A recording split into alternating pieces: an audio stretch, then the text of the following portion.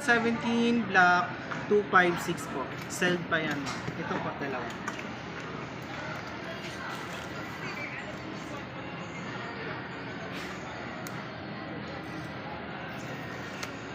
Join kita lang tapos i-airdrop ko na lang sa phone para nag-unboxing. Yan ma'am, check nyo po yung physical ma'am po, may scratch and dents po siya. Ako na lang mag-set up. Pwede Yeah. po. Try na lang natin yung charger naman.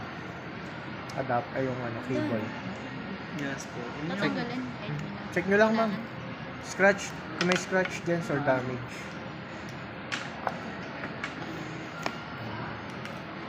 Tapos yung charge. Yes. Tama.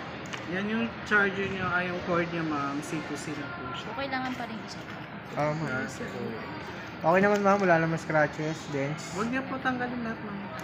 Mahirap Kasi ibalik. mahirap na ibalik po. Ako na po. I-on nyo po ma'am dito po.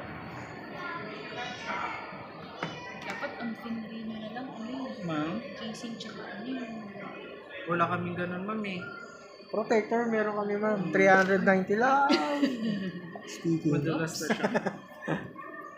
Sayang, sana pala tinignan ko rin yung sa piece. Saan ma'am? 16. Ganda rin yung malaki eh. 17 naman para upgraded. Saka maganda nito ma'am, magaan siya. Like sa 16 plus. Try natin yung charging. Charging. Setup lang. Setup na ba ma'am? Tayo mag-set up ma'am. Skip na lang sa ano ma'am? No. Philippines. Ay, sa skin. May mga apps kayo hindi magagamit siya. Pag naka-iba region.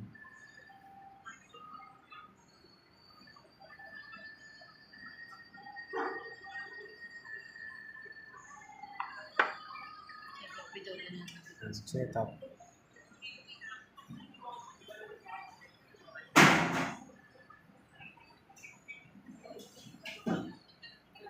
Internet, Bon. Eh, ma'am, connect na lang natin dito ma'am sa Connect promoter. natin sa Wi-Fi. Kasi po. Hydrogel ma'am, 390. Meron tayo. Hydrogel. Protector. Kumakay ng picture yun. Yung Reddit ano.